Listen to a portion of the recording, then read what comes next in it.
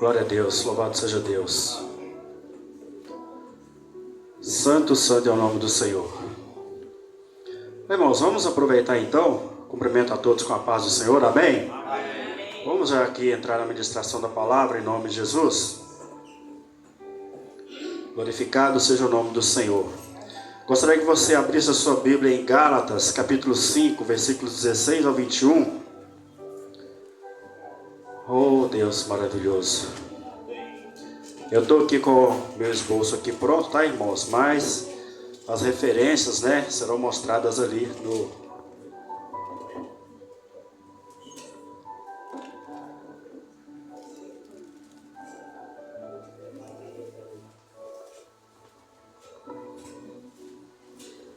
As referências estarão ali no projetor ali, tá, irmãos? Gálatas 5, 16, 21. Glória a Deus.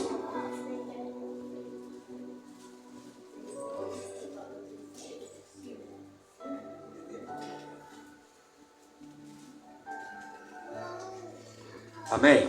Amém.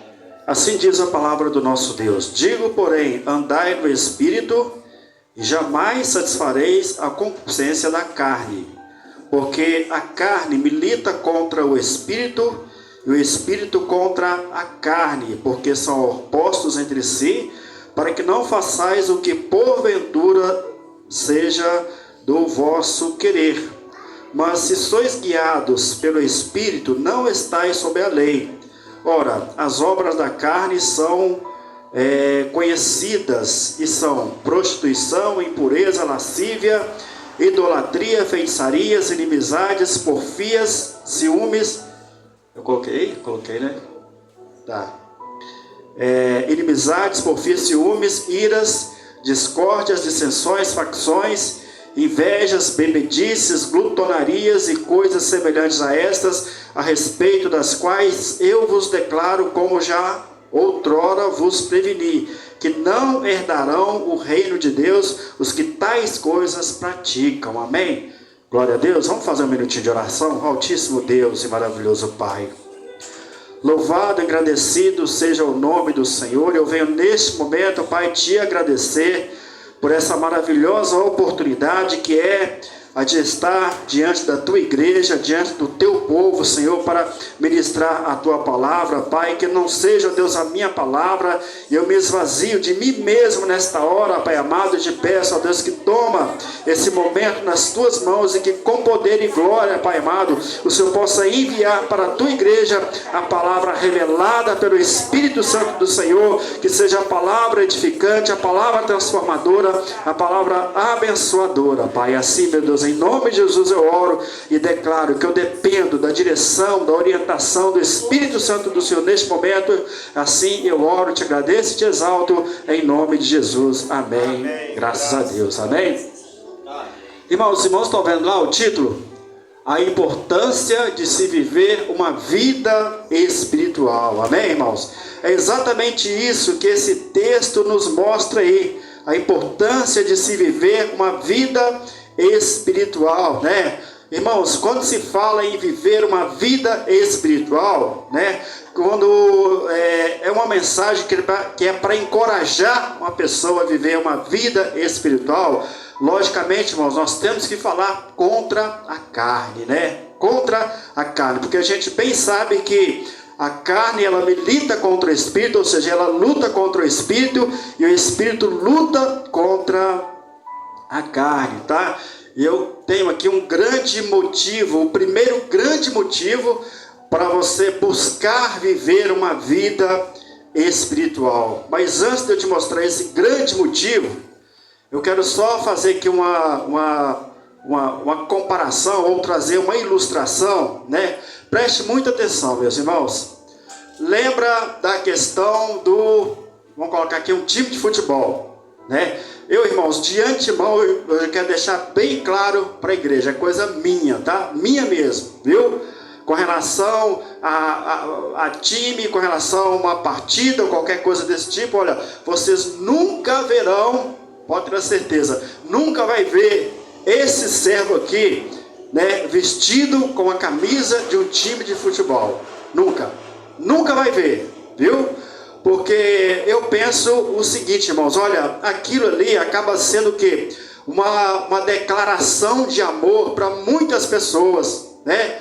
Porque a gente vê muito aí, né? Nos próprios times de futebol, nas próprias pessoas, nas próprios torcedores, né? Fazendo o que? Isso aqui, né? Como se diz, né? Aqui é esse, aqui é ano, aqui é etista. Para não falar o nome do time, né, irmãos? Né? Ou seja, é como se a pessoa tivesse a maior orgulho, a maior alegria de dizer que é aquilo que é aquele time. Irmãos, eu penso que o amor que eu posso expressar e devo expressar, irmãos, certamente que ele é muito valioso para Deus. Eu só devo expressar o meu amor a Deus e ao meu próximo. Olha só, irmãos, o próximo é muito mais importante do que um time de futebol, do que um partido, ou do que alguém, né? Então o amor a Deus, ele é muito mais importante. Eu posso afirmar com toda certeza e sem medo de errar. Se um dia qualquer um de vocês me verem com, né, por exemplo, uma camisa de um time de futebol defendendo o partido, você pode ter certeza, viu? Foi alguém que colocou em mim a força. Alguém colocou em mim a força. Eu jamais mesmo vou fazer isso, né?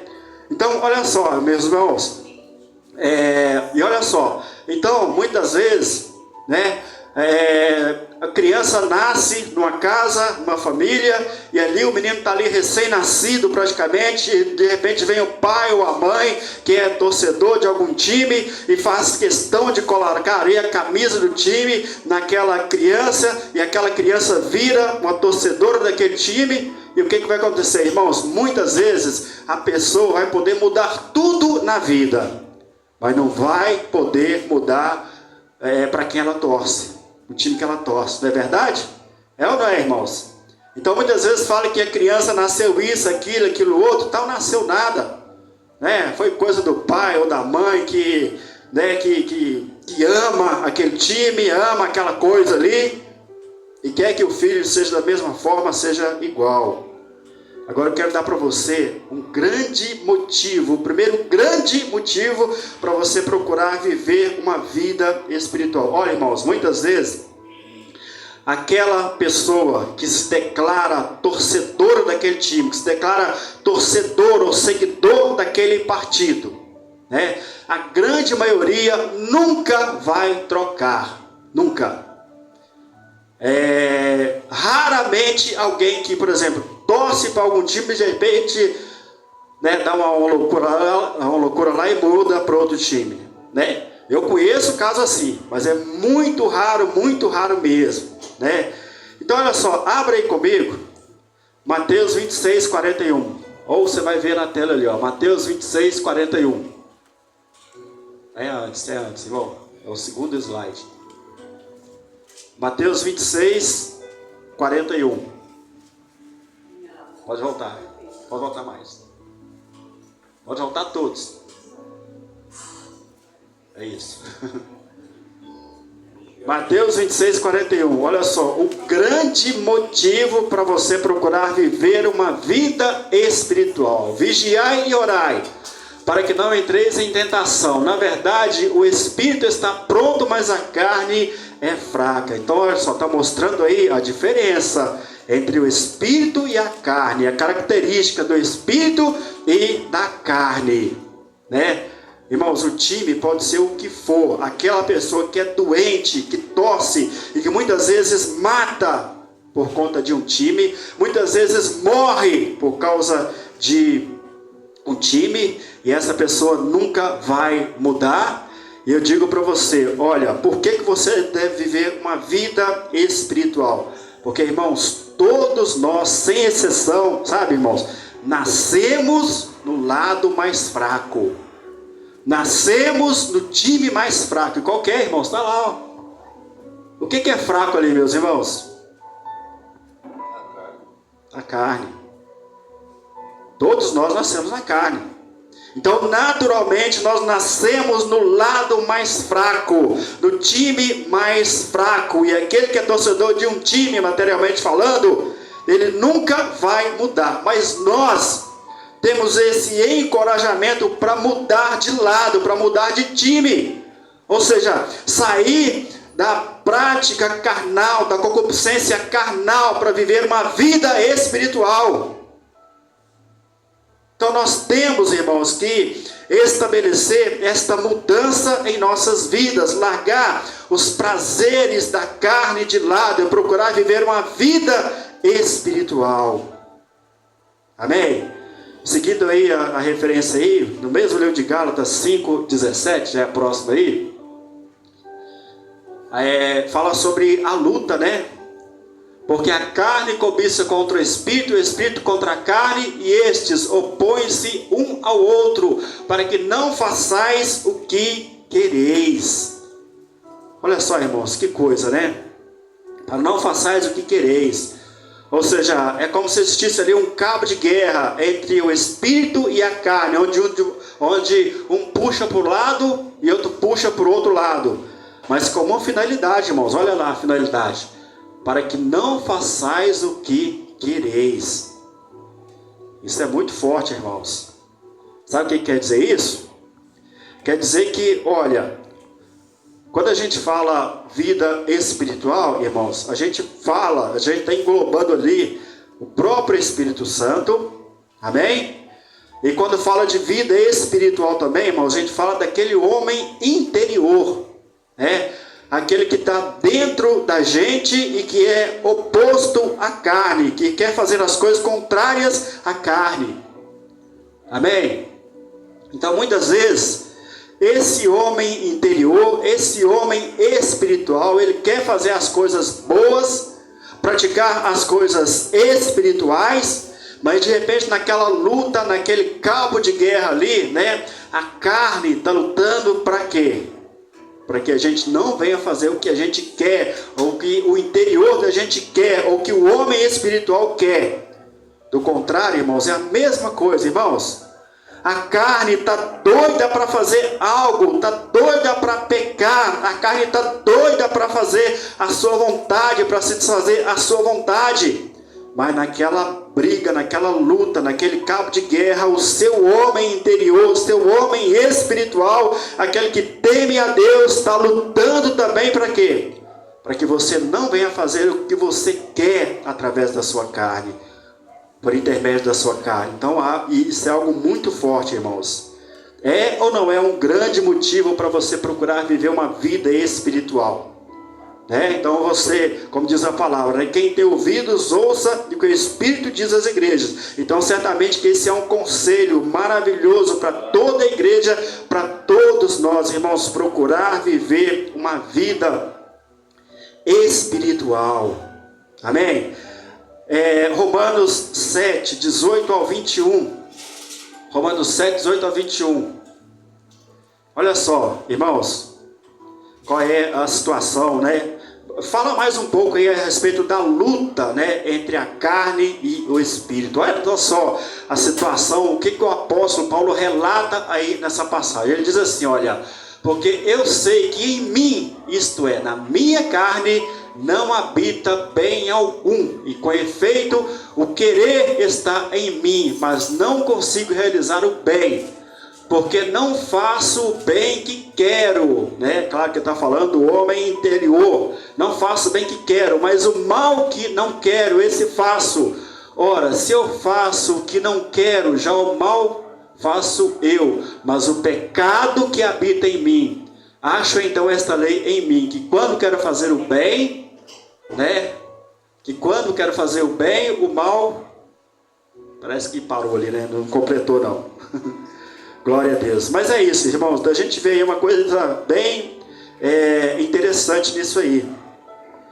A gente consegue identificar aí, irmãos, que nessa luta da carne contra o espírito, a gente vê que a parte da carne, nessa luta da carne, é uma luta, de certa forma, covarde, né? Covarde.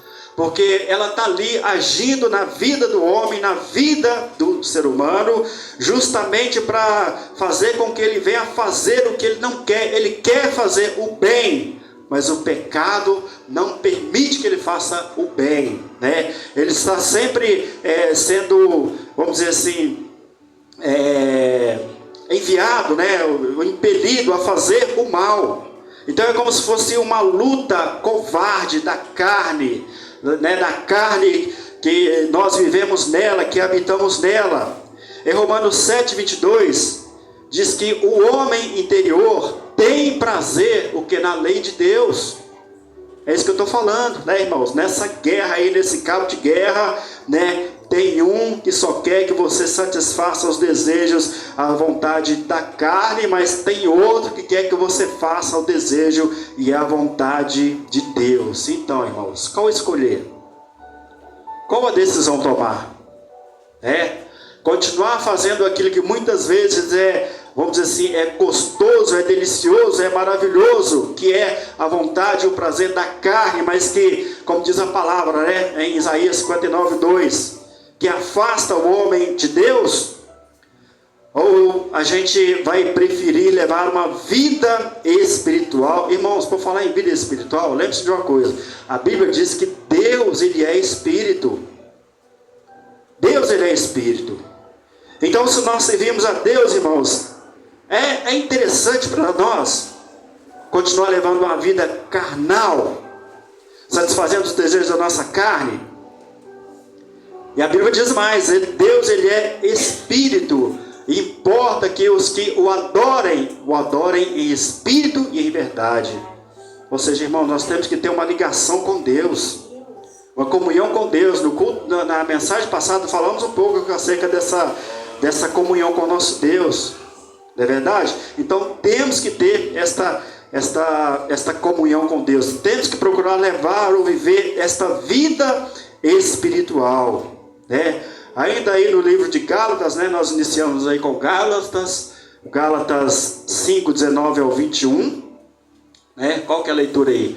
Porque as obras da carne são manifestas, as quais são adultério, prostituição, impureza, lascívia, idolatria, feitiçaria, inimizades, porfias, emulações, iras, pelejas, dissensões, heresias, invejas, homicídios, bebedices, glutonarias e coisas semelhantes a estas, acerca das quais declaro, como já antes vos disse, que os que cometem tais coisas não herdarão o reino de Deus. Irmãos, olha só, quero dizer para você uma coisa muito séria.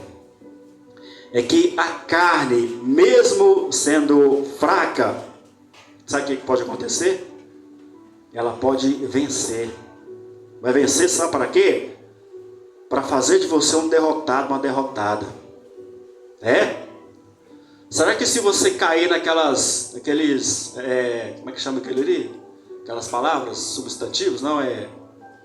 Adjetivos? Ou substantivo, não sei.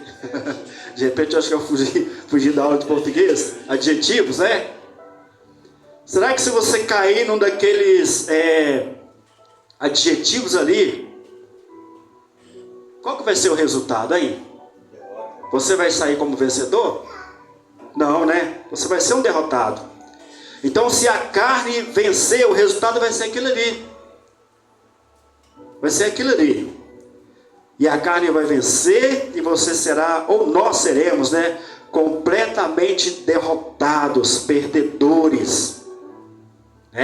Quando diz que a carne ela é fraca, irmãos, é porque a carne ela não tem capacidade de resistir.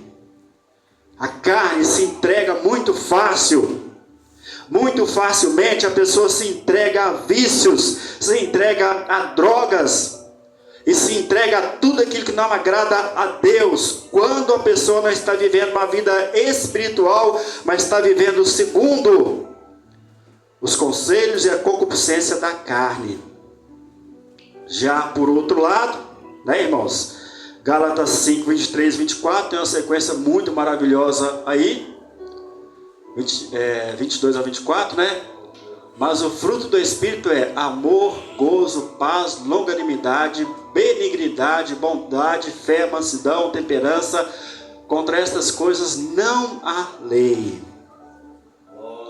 Irmãos, olha só para vocês verem que coisa tremenda, né? A carne sendo fraca, se ela vencer, você se torna um perdedor, um derrotado, né? Mas o Espírito, quando vence, você se torna um vencedor, né? Um vencedor. Aí de repente, irmãos, volta só mais um aí, irmão. Na hora que a gente vê ali aquelas palavras, aqueles adjetivos, né? Muitas vezes a gente é como se lesse só por ler, né? É um monte de palavras, às vezes até um pouco difíceis, né? Que a gente tem que buscar o significado, né?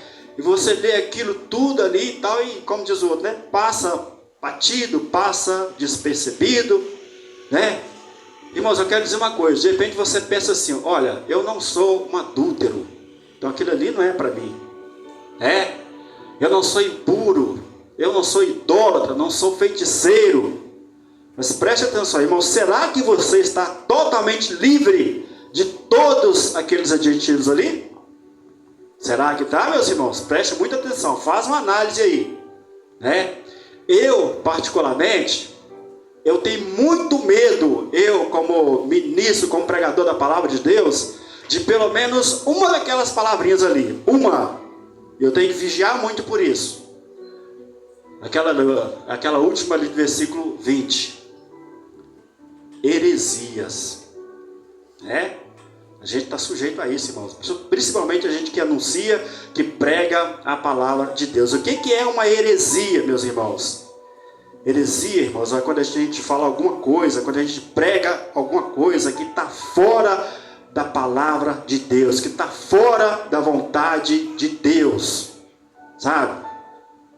Então, quando eu chego aqui para pregar aquilo que eu acho, aquilo que eu penso, eu estou correndo um sério risco, irmãos. A gente está falando uma heresia, a gente está falando uma bobagem.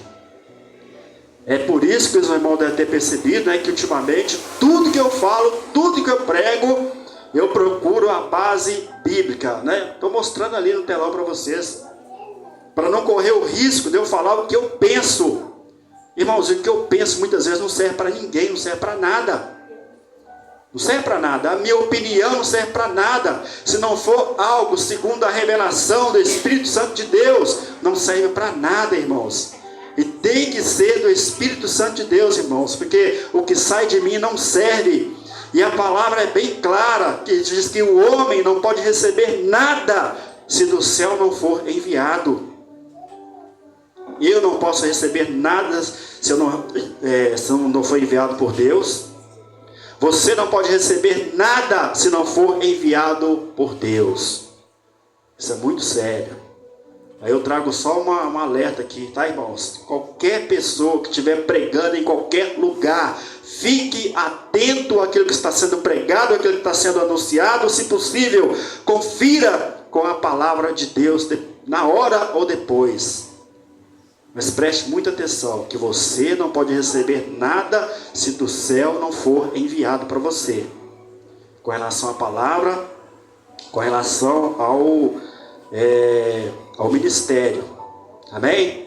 Então veja bem, será que na hora que você vê ali, né, o que são dissensões, né? Dissensões são divisões, confusões. Será que você de fato está livre de tudo isso? Né? O pastor Manuel deu um testemunho maravilhoso aqui, né? Olha, irmãos, eu vou abrir mão de 10 mil reais, né, pastor? De um apartamento e tal, para quê? Para evitar problema, para evitar confusão, né? Irmãos, cá para nós, fala a verdade, sem querer exaltar aqui o pastor, né? Mas você tem essa vamos dizer assim, essa força espiritual, essa condição espiritual para simplesmente abrir mão de 10 contos? Preste atenção, você tem? Às vezes milinho já faz uma falta danada, né? Né? Mas tudo por quê? O pastor colocou que nessa decisão dele aí, né, que vale muito mais ter a paz com o próximo, a tranquilidade, a consciência em paz, tranquila, né, pastor, do que ter um dinheirinho no bolso e depois às vezes nem conseguir dormir direito. Então é isso. Isso é uma vida espiritual. Isso é viver espiritualmente. Então nós temos que estar atentos a isso em nome de Jesus. E por que, irmãos, devemos viver uma vida espiritual? Porque, olha só, irmãos, que eu vou colocar agora. Se nós não estivermos vivendo uma vida espiritual, o que vai restar, irmãos? Qual que é o outro lado? Qual que é a outra opção? Se nós não estamos vivendo uma vida espiritual, estamos vivendo uma vida carnal, irmãos. Essa que é a verdade. Ah, pastor, como é que o senhor fala isso e tal? Eu sou tão bonzinho, eu sou tão boazinha, né, e tal. Como é que o senhor fala que eu posso estar vivendo uma vida carnal? Ué.